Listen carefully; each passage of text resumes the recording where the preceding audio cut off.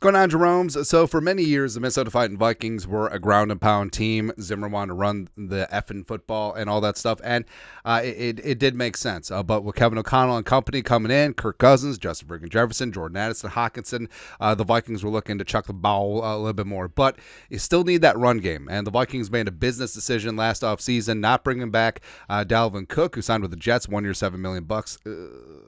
It was the right decision, but the Vikings' run game was still not good. And if the Vikings had kept Dalvin and paid him, I think that they still would have had the same issues, right? And there's just not the burst, there's just not the consistency, and it was just a mess with Madison back on a 2-year extension.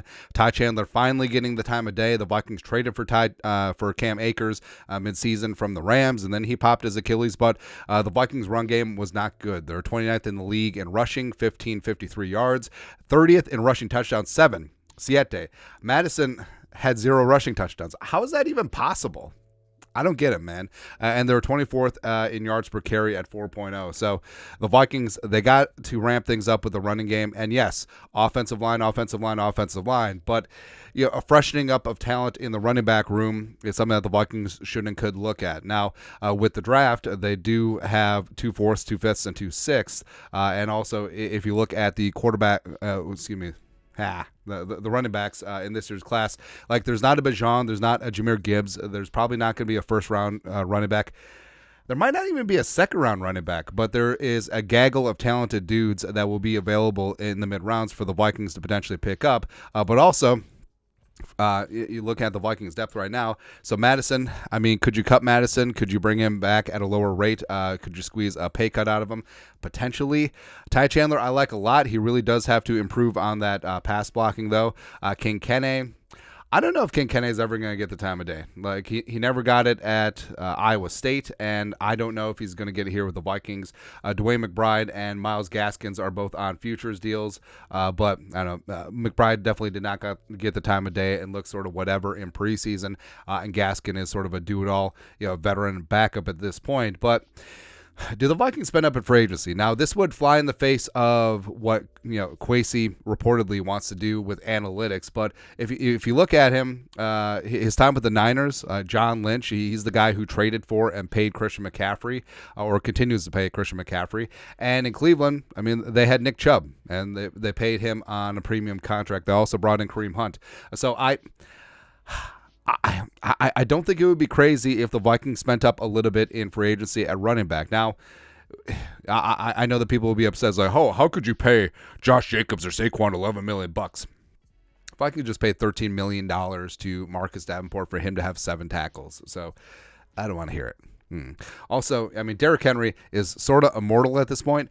I don't think he's going to get a huge payday. I think what happened with the running back market is that it got so depressed is that there's a market inefficiency and there is value to be had where, I mean, in a vacuum, is Josh Jacobs and Saquon Barkley, are they worth $14-15 million per year? Sure.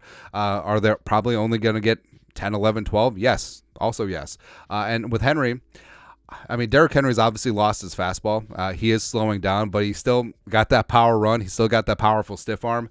He's still an above-average pass protecting running back. So I actually do think that Derrick Henry would have some value. And now, could you get him for, say 2 years, $6 million per year, and then pair Derrick Henry up with Ty Chandler? It's kind of sexy. Kind of sexy, man. Tony Pollard coming off of the franchise tag. Pollard just did not look good this year. Now, could you blame that more on Mike McCarthy and the Dallas offense? Don't know. Josh Jacobs, for me, would be the one to target. So he's slightly younger than Saquon, and Saquon has had a history of health issues. Jacobs was dinged up last year, but 2022, a first-team All-Pro, led the league in rushing. And if you can get him for say a 2-year deal, $22 million, why the hell not? I'm out on Eckler. I mean, older, and also he really fell off a cliff production-wise last year. But in terms of the secondary and tertiary free agency market, I mean, Devin Singletary looked decent in his limited role with the Texans last year. Well, not really limited because he kind of took over from Damon Pierce. So there you go. But DeAndre Swift, Boston Scott, Deonta Foreman looked good in limited work with the Bears this year. Do you bring back Amir Abdullah? Why not? Cam Akers, I would be interested, but I'm waiting until that Achilles is 100%, and he's already blown out 2 Achilles, so who really knows in that spot? But I mean, there are going to be some pretty large free agent names out there in free agency, and given the glut of supply, that could also drive down demand and also could lower some of these salaries. So I mean, some of these guys may get paid less than what you would even think, even for a running back. But I think that the draft is the way to go. And having these guys for 4 years of control on their rookie deals does make sense. And Bucky Irving's my guy, man. Like, I loved watching him as Oregon had their phenomenal season. He's had 2 great years in Eugene. Hey, Bucky Irving was a true freshman with the Gophers in 2020. And it's like, hey. Bucky Irving is like, hey, the Gophers were like, we're good. Hey, you know that kid is 5'10", $195, just an absolute pinball out there with great balance, and and also a multifaceted weapon. We don't need him. But Bucky Irving, 1,593 scrimmage yards this year, 6.3 yards per carry on the ground, 13 touchdowns. Marquise Bucky Irving. I like him a lot, man. I like him a lot. Braylon Allen. So, Allen, a lot of people think that he's Derrick Henry. He's more like a diet Brandon Jacobs, sure.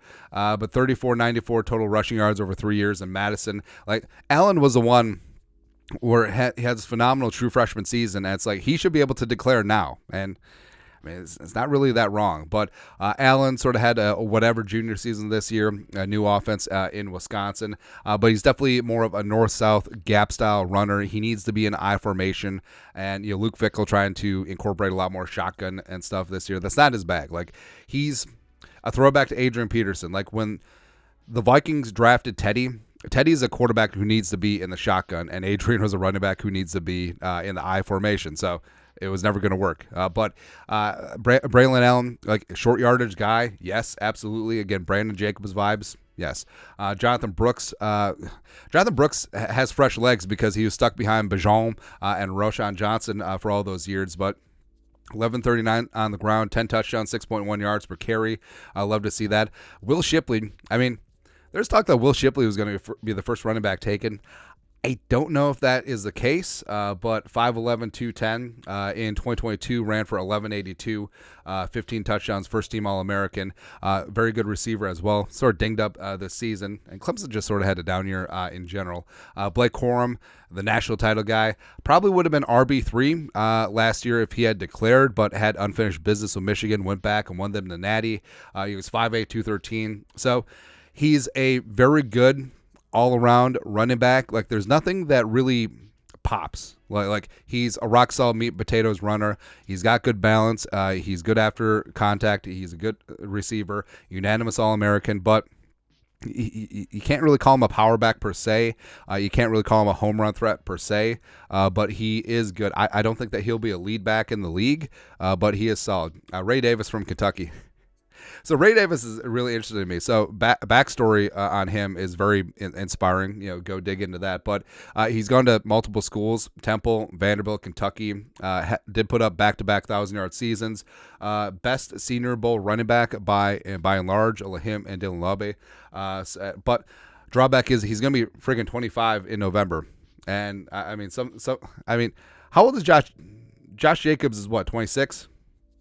Yeah. Yeah, so that's something to think about. Trey Benson from Florida State. I really like Trey Benson a lot. Now, he transferred from Oregon to Florida State, following that whole thing. But 906 yards and 14 touchdowns in 2023.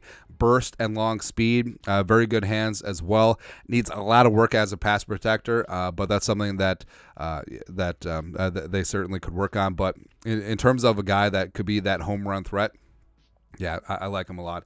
And then Dylan Laube, where he's a lot of fun, man. And now, could you call him, this is lazy, but is he like Danny Woodhead adjacent, where 1,400 scrimmage yards, 15 touchdowns, lines up in the slot, lines up out wide, lines up in the wildcat. Like, he is going to be a gadgety Swiss Army knife type running back. And that's something that I want, man. That's something I really, really want, where could you call him like a Jerome McKinnon adjacent type guy? Yes. And it sucks with Jerome McKinnon because I wish that the Vikings would have used him the way that the Chiefs used Jet, but It was what it is.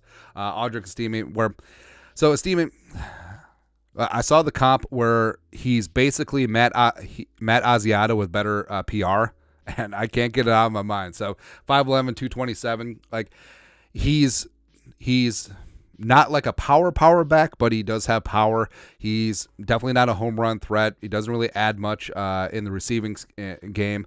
He's strong, but a bit of a plotter. And I think that he is a Matt Asiata type guy. 1,341 yards rushing, 18 touchdowns for the Golden Domers this year. Doesn't really have any long speed.